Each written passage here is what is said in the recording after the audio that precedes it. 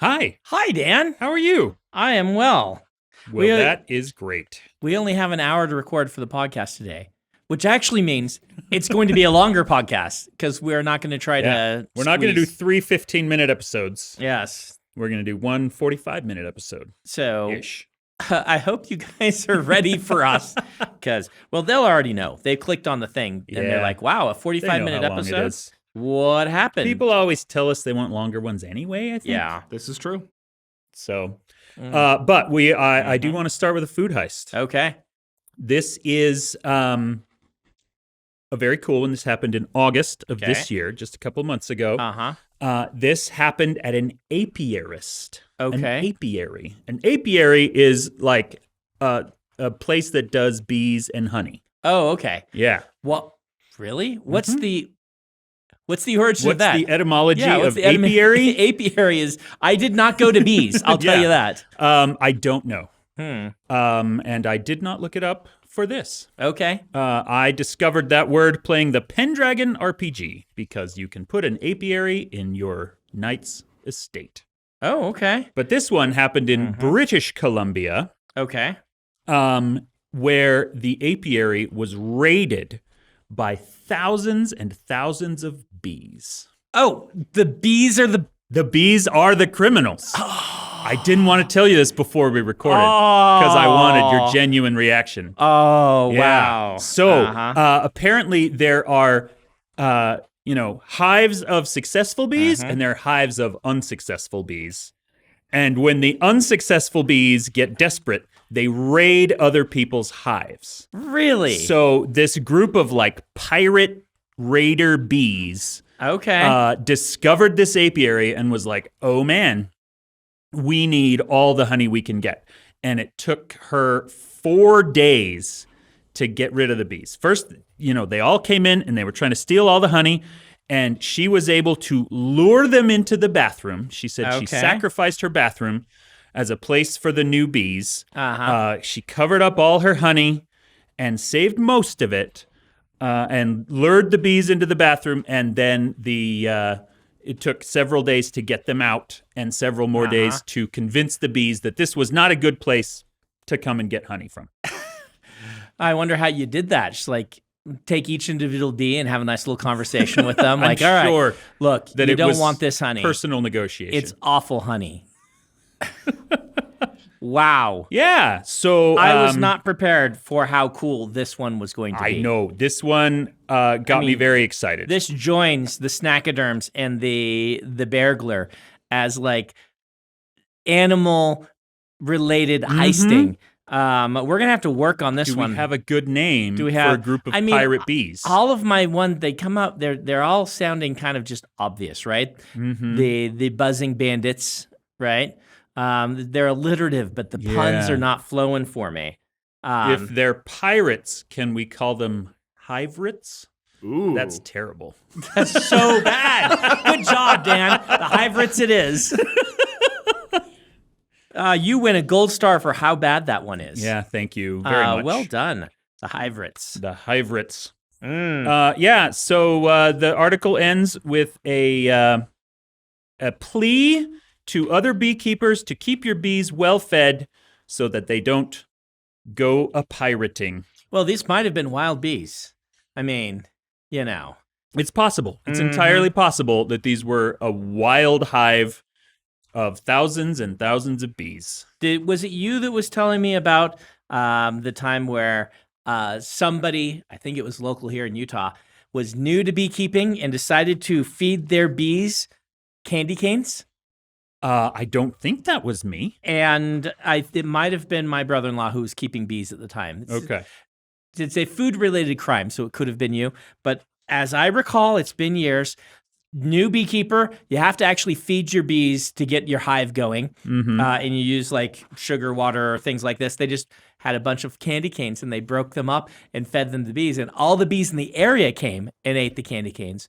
So all the honey got spoiled that they made because they will make honey and it'll have the flavor of the flowers or whatever. And so all of a sudden, all the honey had a distinct taste that came from, it was apparently pretty terrible, from having fed candy canes, open feeding. That person got in a lot of trouble because it ruined a bunch of other people's honey. So don't open feed your bees candy canes. And people out there, don't just become bee terrorists. Yeah. Putting like disgusting yet sugary things out to try to lure bees and make terrible honey. All right, listeners, we want to hear if you run across any other Hivret-related activity. Let Dan know. Let me know. This one came from Noah Snodgrass. Thank you very much, Noah Snodgrass. I've always liked the last name Snodgrass. It feels like it could be in a fantasy world, like, in one of those whimsical sort of fairy tale-ish, you could run into a Snodgrass. Like a badger whose surname is Snodgrass. Yeah, exactly. Yeah. Hey, Redwall. Yeah, I dig that. Mr. Snodgrass. Yeah. For what it's worth, apiary comes from Latin of apis to apiarum, and it became apiary in the mid-17th century. So as apis just Latin for bee? Yes. Okay. Okay. Oh, that makes sense, because in Spanish it's abeja. Well, you should have known that. I should have known that. Yeah. Cool. So I know we have a real topic, but before we get to that, I have one other thing I want to say. Oh, cool. This is the first episode that we've recorded since airing the highly controversial K-pop Demon Hunters episode. Yes, it is. And I just want to tell all of you out there to just take a breath and calm down a little. I said on the podcast that I liked it, but didn't love it, and ended up giving it a 7 out of 10. Didn't you try to give it a 5? No, I started at 6. Okay. You convinced me up to 7. And I want to stress, I said I liked it, but I didn't love it. And somehow, the fact that I only liked it instead of adoring it is the worst thing I've ever done. So I'm torn. I'm torn because I want to make fun of you and encourage the pile on because it's what we do.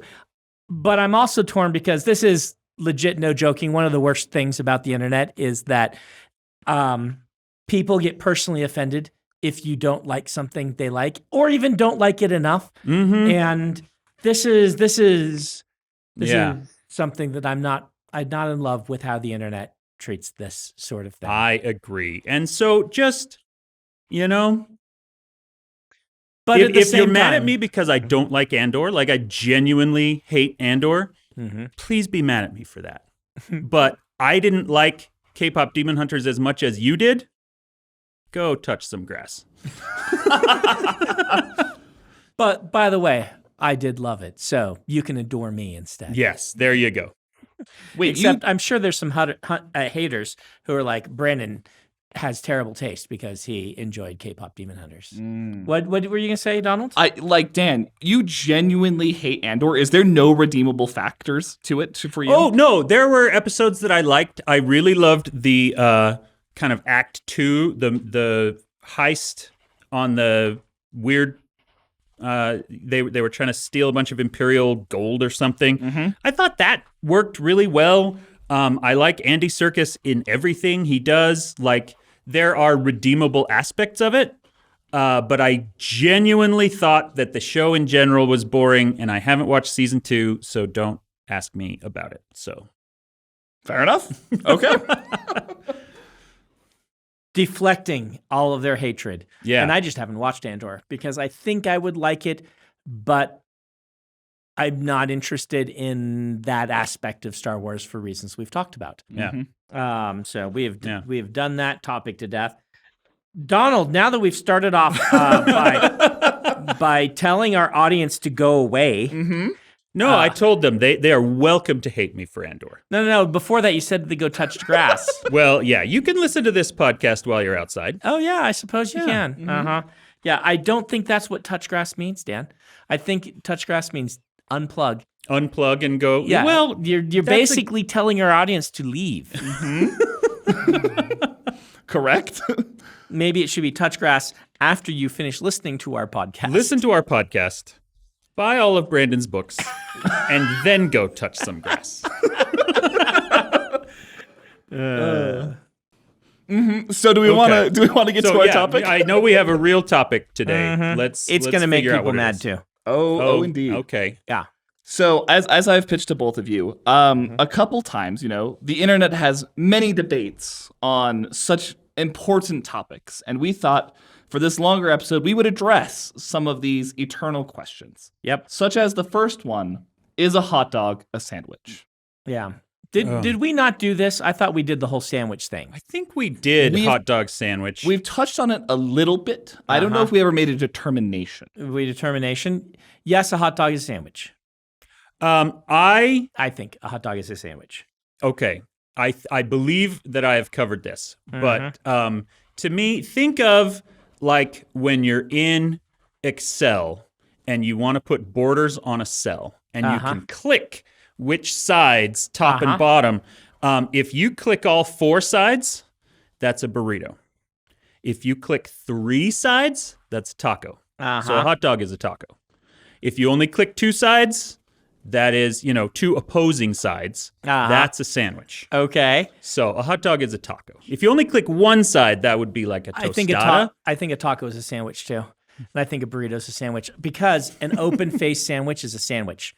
So if you click 1 side, you're a sandwich. I would argue that an open-faced sandwich is a tostada. It's not a sandwich.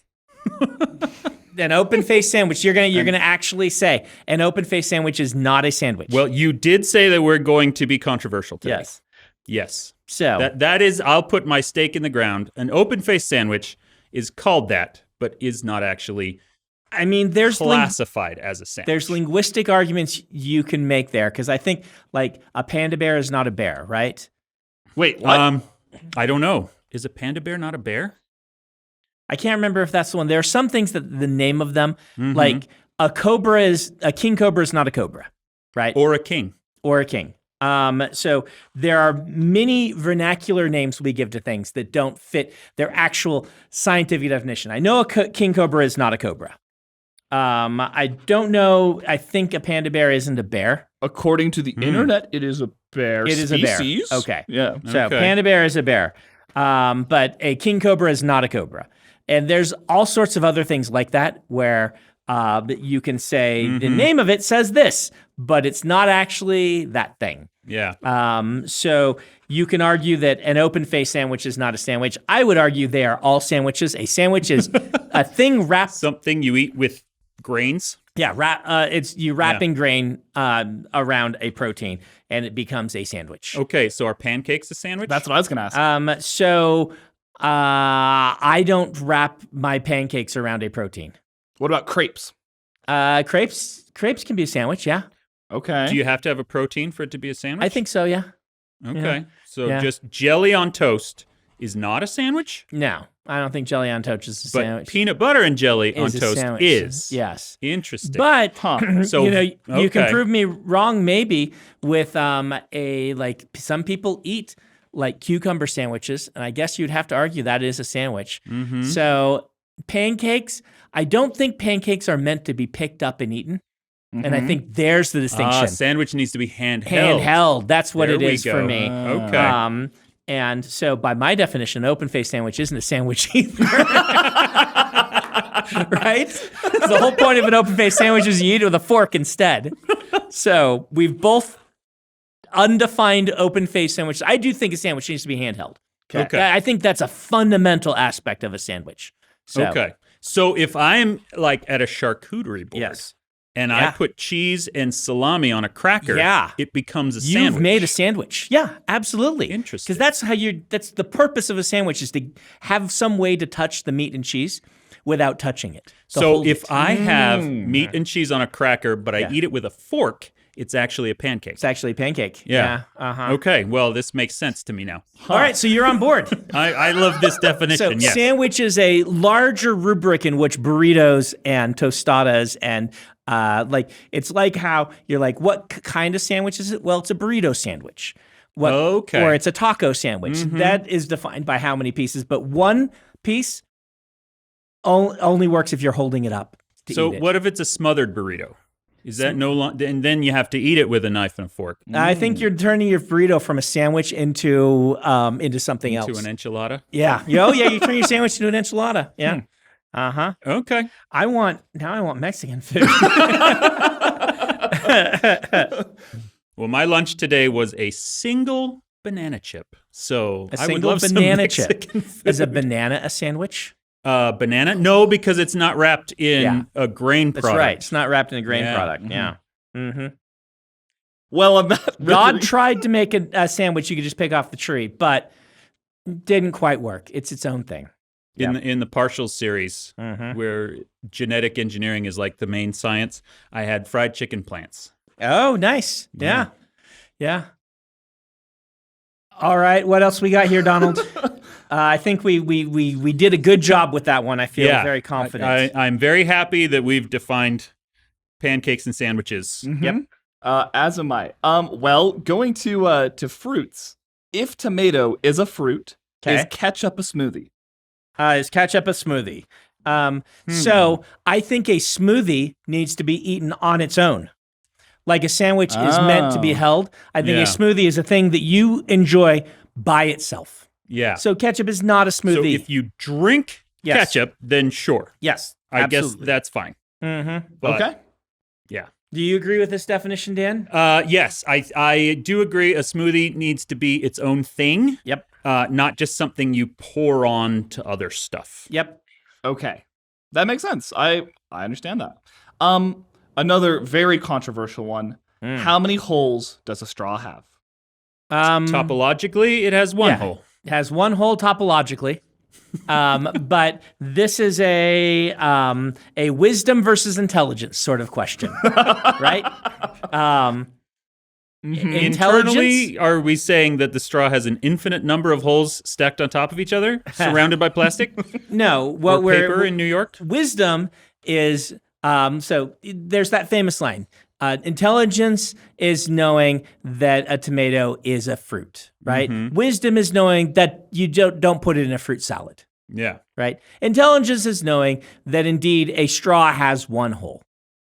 Topologically, whatever, scientifically. Wisdom is knowing that when people talk about a straw having two holes, it makes perfect sense linguistically and you know exactly what they're talking about.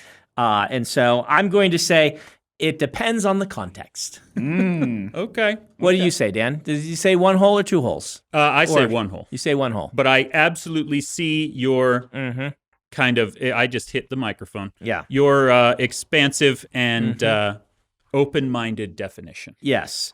I think that it is useful linguistically to be able to discuss the two holes of a straw. And if you say it that way, everyone understands what you mean. Everyone does.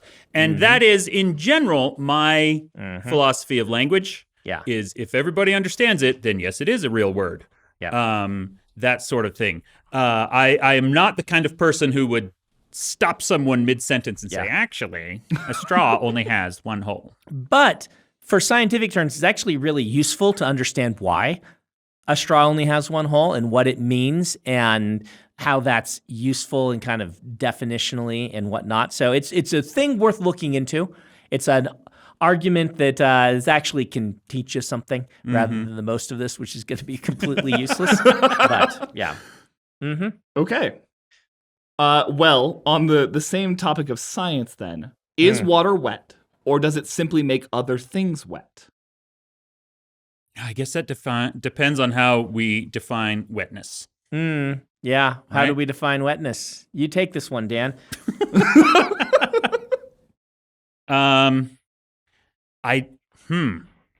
If wetness is defined by having water on it, yes, then I think water is wet because any subdivision of that water has other water next to it, right? No, you can have one atom. Okay, so one atom of water is not wet. One atom, yeah. But multiple molecules of water. Molecule, that's what I was looking for. Yeah. I'm like, what is the word? A single molecule of water is not wet, but any more than that, I would say is wet because it is covered with other molecules of water. So for purposes of argument, I'm going to take the other direction. Okay. I could go either way on this, but I'm going to say water cannot be wet, because like you can't get water on water. It is water. It can't get wet because wetness is a property of something that is not water, having water stuck to it. I think the fact that it's not water is part of the definition. So what about like giant freshwater rivers that come down into a delta and empty into the ocean, and the waters don't mix for quite a while, and you have two different waters next to each other? They aren't getting wet. That's not the thing. Now, again, I'm playing. How are they not getting wet? What do you mean? How are they not getting wet? There's one type of water that suddenly finds itself surrounded by a totally different type of water. We still can't say that it's wet? No, because it can't get wet, because water can't get wet. Doesn't matter if it's different types of water. It can't get wet. Wetness is something that happens to a non-water thing that interacts with water. I don't think water itself can get wet. You go in the ocean and you get wet. The ocean is not wet. I'm going to go with that argument. I don't think the two different types of waters shifts me in any way or budges me, because it is mixing the moment it touches. It just hasn't fully mixed yet. Okay. And so. So what about they might be giants? Yes. Particle Does Man get? Does the water get him instead of him getting wet? It's a false dichotomy. How so? They can both get each other. Okay. They said there's only two options. False dichotomy. The water has to get Particle Man, and the Particle Man has to get the water. They can both get each other. Okay. So when I go in the ocean, yes, I get wet and the ocean gets danned. Yes. Yes. Perfect. I think that is accurate. I approve of this. Yes. Well, on that. Well, don't worry, world, because the ocean doesn't get danned very often. The ocean got branded last week. Oh, hey. Yeah, I went to St. Lucia. St. Lucia. Yes, in the Caribbean. And I went in the water once. Okay. Everybody else we were with went in every day. I sat in a hammock and worked. This is what I do. Yeah. Right? But I did get in one time. It was very nice. So you remain wet after you get out of the ocean. Yes. Because there's still drops of water on you. How long does the ocean stay branded? Is it until all your epithelials are gone? Yeah, I would say so. Okay. Yeah. Yeah, definitely. Probably quite a while then. Yes, very long while. Though there's a certain dilution where it's like the essence of branded just doesn't remain, Okay. It's been diluted so far that you can't really call it branded. While you're in the ocean, it is pure concentrated Brandon. Yeah. But then when you get out, it's so diluted that it doesn't matter really much anymore. For very soon after. Okay. Mm-hmm. Well, on that, is a bowl of cereal technically soup? So we've talked about this one before. I think yes. A bowl of cereal is a soup. We're defining soup as liquid with stuff in it, and then you eat it? I mean, the liquid doesn't even have to have stuff in it, right? Well, if there's nothing in it, it's just broth. Is broth soup? Yeah, broth is a soup. I wouldn't say broth is soup. Oh, I would. Otherwise, tomato soup isn't a soup. No, well, because tomato soup is visible like thick particles of tomato. So if the broth were thick, then it's soup. If the broth is thick, it's not broth. Broth is very thin. I think you could make a thick broth. If you reduce it a lot. Yeah. Does it become? Yeah, I think I think broth is a soup. Broth is a soup. I think soup. At this point, have we reduced the definition of soup down to the point where just plain milk is soup? That's what I was wondering. Depends. Are you eating it as a soup? I have a glass of water here. Is it soup? It's in a cup. It's not a soup anymore. So, liquid you eat with a spoon is soup. Yes. And liquid that you drink is a drink, is a beverage. Uh-huh. Okay. Yep. So, if I get a cup of soup and I drink it all, it is not a soup, it is a beverage. If you want to make it a beverage, you certainly can. Okay. So all of them are transitive. So soup is defined by usage, not by makeup. Same as a sandwich. Okay. Did we not define a sandwich by usage? Yeah. And I think a soup is the same way. Okay. Like there are, I bet, things that some cultures eat as a soup that we would say that's just a drink. But they eat it as a soup and they get to define it as such. So. Okay. So to expand this to the broader kind of umbrella of liquids. Yes. You eat it with a spoon, it's a soup. Mm-hmm. You drink it, it's a beverage. You put it on something. Yeah. Is it a ketchup? A condiment. A condiment. Yes. Not a ketchup, but a ketchup is a condiment. Okay. Now, we do have to put an asterisk here because there are some people who like to eat their soups by picking up the bowl and drinking it. So it's not necessarily the spoon, it's the bowl versus cup. Bowl versus cup. Yeah. So if I drink miso out of a bowl it's at a still Japanese a soup. restaurant, we still count it as a soup. Yeah, I think you still count that as a soup. Okay. Wait, so what is a bread bowl then? Because a bread bowl at that point could also quickly be defined as No, it's you're drinking it out of a can. That's a drink. Right, But if you pour your Red Bull into a bowl, Mm-hmm. then it becomes a soup. And eat it with a spoon? Sure. Yeah. Yeah. I mean, that's the only sane definition, is it not? I think so. Usage has to be the only sane definition because otherwise, like, it's mass chaos. Mm-hmm. Yeah. You drink Kool-Aid out of a bowl instead of a cup, it is soup, Yeah. whether you use a spoon or not. I mean, in Korea, I have had teas that I swear were just Kool-Aid warmed up, and it becomes a tea because they call it one. Okay. Right? Yes. I've had things that would probably be considered a soup that they called a tea. That's definition is important to these things. All right. So chili, it's thick, but it's still liquid with stuff in it. Yeah. Chili is a soup. Chili's a soup. Okay. That might be our take that gets the most, right? Chili people, tell us if it's offensive to call your chili a soup. I mean, it's in a bowl and you eat it with a spoon. Yeah. If we're defining by usage, it has to be. Yep. Yeah. Is stroganoff a soup? Ooh. Well, what type of stroganoff? Like American style stroganoff. American style stroganoff that's like a creamy beef thing that you put over noodles? Yes, in a bowl. I eat that off a plate. Okay.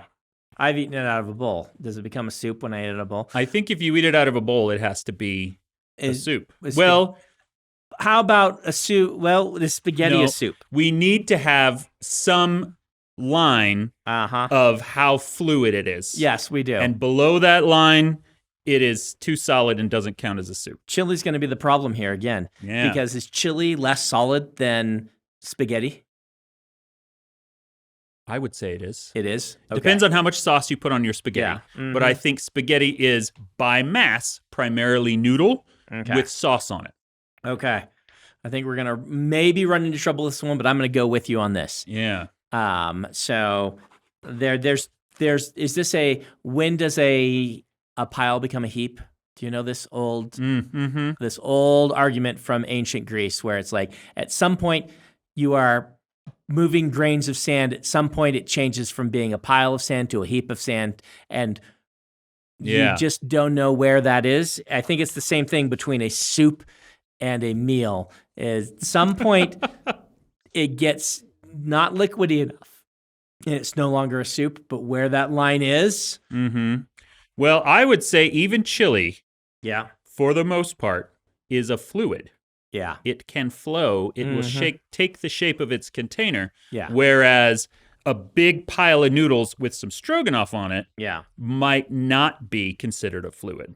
Right. Because it is more noodle than stuff, sauce. I'm with you there, but I think we're on shaky ground. I think the comments are going to have people that are able to bring up examples that dispute our definition on this one. So, Probably. All right. So my question is, if a beverage is in a cup and a soup is in a bowl, what do we call, like, if I put chili on a plate? Yeah. Does it become something different? If you put chili on top of noodles, it does. Yeah. Chili mac is not a soup, but chili is. I think intent matters. I don't think it's the bowl so much as something commonly eaten out of a bowl. right? Because I think cup of noodles is still a soup, even though it's in a cup. I don't know. It sounds like you're trying to inject common sense into an argument about what counts as soup or not. Yeah, I think it's the intent that the thing is normally consumed with. Because otherwise you can argue, like, I put my burrito on a plate. I'm not holding it. Now is it suddenly not a sandwich? I'm like, no, you need to add that sauce so you can't pick it up. I see you over there trying to be like, I'm eating my tacos off of a plate. No. That taco is still meant. Lawyers out there. Still meant to be picked eating up. Eating hard shell tacos with a fork like a lunatic. Yep. I think that chili, you're not fooling us by putting that on a plate. That's meant to be in a bowl. Okay. Mm-hmm. I'm down. Okay. Well, this one's one of my favorites. Are there more doors or wheels? In the world? In the world. In the world, are there more doors or wheels? Yes. Are we counting doorways, or does there have to be like an actual physical door that moves? So that's what do you consider a door and what do you consider a wheel, right? Yeah, I think there's way more wheels. Okay. More wheels than doors? Yeah. Mm-hmm. Because you're not counting doorways? I mean, I might count doorways, but I would count all gears as a wheel. Right? That's true. I mean, and there are so many gears in the world, way more gears than there are. And I would say a door has to be a passage through which a person is meant to move, or something that is designed to imitate that, right? So like a door on a dollhouse is still a door, but it's designed to imitate the passage the person goes through.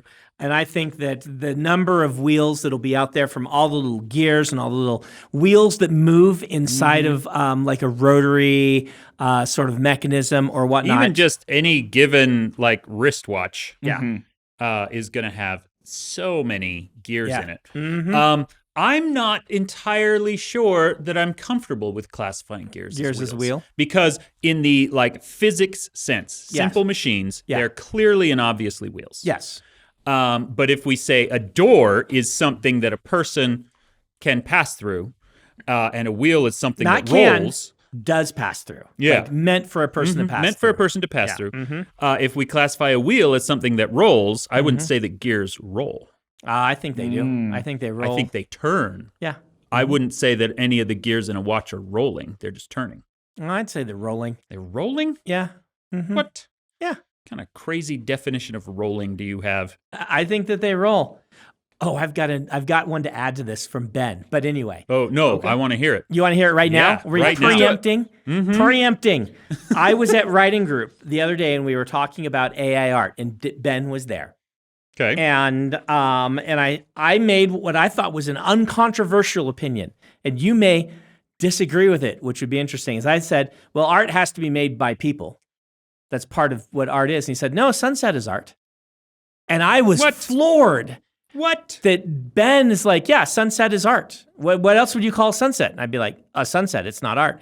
He argued for a good 15, 20 minutes with me that a sunset was art. Is a sunset art? I would say that a sunset is art if and only if we consider God to be the artist. Yeah, and I was discounting that, and he was too. Okay. Right? Even taking out theological sort of things. Yeah. Like there is that caveat that I'd be like, all right, maybe you could call it that, like we are God's art or something like that. The whole world is.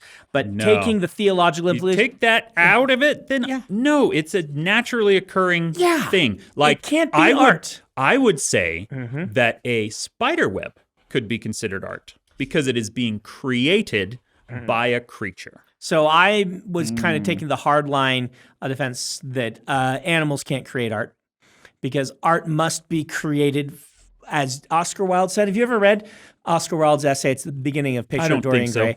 He's got a really wonderful essay in there because it's Oscar Wilde. It's silly, but the meaning is, look, art is the thing we create which has no purpose except artistic purpose. And things that are useful, like a spoon, can have art on it, but the spoon is not the art. The art is on the spoon because function ruins art is what his argument is. I'm not sure if I can agree with him on that because I do think, for instance, video games, like the actual mechanics of game, have an artistic side to them to me. Well, and I would also say that woodworking is an art. Yeah. And so a chair, if it is created to be a good-looking artistic chair, would count as art. Yeah, and he would make the argument, and it's Oscar Wilde, so he was taking an extreme position, would say the chair is not art, the chair can contain art. This is the same argument that that Roger Ebert made that got him in so much trouble when he said video games aren't art, mechanics aren't art, but it contains art. It's the same argument of Oscar Wilde saying art has to be useless. It can only be appreciated for artistic, that's the definition, which is a really cool thing if you think about it. Just the idea that art is a thing that we appreciate that another person created, and the value of it is in the artistic expression, not in what it does. A book is not valuable because it sells copies or teaches you. A book is valuable on this metric because of the simple, pure pleasure of artistic enjoyment. Okay, so what about apes and elephants that paint? So I don't think they can create art. You don't? No. And part of the reason for this is I've gone and seen the elephants that can create art, not in person, but and what they're done is they're just taught through the same way that I teach my cat to do a trick. You get the elephant and you say, do this brushstroke, here's a treat. Do this brushstroke, here's a treat. And they learn that if they do the brushstrokes, they get treats. That's how those elephants are creating art. And anytime you get the famous ones online, buy the elephant's art, it's because they've been trained to do the trick, to get the treat. Okay, what about cetaceans singing? Could whale song be considered song, or do you consider it purely communicative and they don't have any artistic expression involved? I think a human has to create art for art to be art. I don't think if a human didn't create it, it's not art. Okay, I disagree with that. I think animals above a level of intelligence that I absolutely do attribute to certain animals, they can also create art. This is a defensible argument on your part because we know, for instance, dolphins play games. So they enjoy doing things for the fun of it, which lends credence to the argument. But I think the word art is defined as a person created it for artistic enjoyment and pleasure. And so that's where my definition is coming. And this comes into the whole AI thing, right? One of the reasons I don't think AI art is a variety of art by definition, because we call it AI art, in the same way that an open-faced sandwich, see me bringing this back, it's not actually a sandwich. AI art is not actually art. Even if you call it that, because a human being didn't create it. But there's also the pile and the heap question, because I would say that if you took a really nice piece of art and you said to Photoshop, expand it by 15% so it fits this, it still remains art. So I don't know where that line is, but... Okay, let's consider kinetic sculpture. Okay. Sculptures that use magnets and gears and such to move and create different shapes, often random shapes over time. Would we consider... Or I guess my question is, would you consider the sculpture itself to be art, or any of its various permutations that it falls into? Would those also be considered art? I would, yes, because a human being said, I'm going, the same reason that a banana taped to the wall is art. Okay, so in that sense, yes, would AI art not be the expression of a thing that a human created that is designed to create other things? I don't think so. I think that's where the line is for me. Okay. And so there has to be a line sculpture, somewhere. Yes. AI, no. AI, no. And there has to be a line somewhere, right? And I'm going to put the kinetic sculpture on one side, and I'm going to put the AI art on the other. And part of it is the AI, the sculptor said, all right, I want to create this sculpture to do this specific thing, and it's going to do this one thing. Whereas AI art is, we're feeding all of this stuff in. We don't know what's going to come out. We're going to let it just start, spitting the things out. And I think that is, I don't think that's art. Now, again, as I say in all my videos on this, intelligent minds can disagree. This is not I will not accept arguments against in the other direction. And you make a good one with the kinetic sculpture. But I just don't think it is. I think art it's like this whole episode we've talked about, we as human beings get to define what things are, right? Scientifically, is there a difference between, a sandwich, our definitions of sandwich? No, because we as humans get to say, this is what this thing means. We make definitions. I think I am taking the stand that this isn't art, that we as people get to define. And there may be enough people who disagree with me that eventually have to say, you know what, the community, human beings have defined this in a way that I may never accept it, but I will have to accept as a society, we agree that this is art. Yeah. That could totally happen, right? But where I am right now, I am pushing and trying to make the stand of no, it's not, because it's not an expression of human emotion. It's not trying to express human emotion. It can't try to express human emotion. And even those who program it, they're not trying to shoot for a human expression. They're trying to make a tool. And that tool, I think, can't create art. I think it can create something that's analogous to it, some other definition that we call AI art right now. But it lacks the human intent to through the process, enjoy the artistic merits of what they're doing and the ability to then say something to someone else. And this is why I don't think the monkey selfie is art. The monkey that took a picture of itself, because the monkey was not trying to create a piece of art, to say something. It wasn't doing this in order to enjoy the process of taking a picture and being able to frame it and say, I am specifically creating this thing. It just pushed a button. Yeah. And it's why you might have a better argument that there are some animal art, like the singing, that does count. The dolphins coming up with a game and these sorts of things that you might be able to argue that that falls on the other side for me. But I think that the AI art falls on the other side of that line. Yeah, well, and I agree with you. I bring up kinetic sculpture because I think it is an interesting case. Yeah. But for example, like one of the famous ones that a lot of people have seen videos of is a robot with like a mop on it that spends all its time trying to scoop up oil towards itself. And then slowly the oil flows back out. Right. That in itself is artistic. That is art, the robot. I don't think the patterns it creates while mopping up the oil none of those are art. No more than a sunset is art. Yeah. Well, and that's where we come back to this. We can both agree that Ben is up in the night, and that's not art. I consider a sunset beautiful. A mountain is beautiful. A river is beautiful. They're not art. Once again, we have many disagreements, but we agree on one thing. Ben is wrong.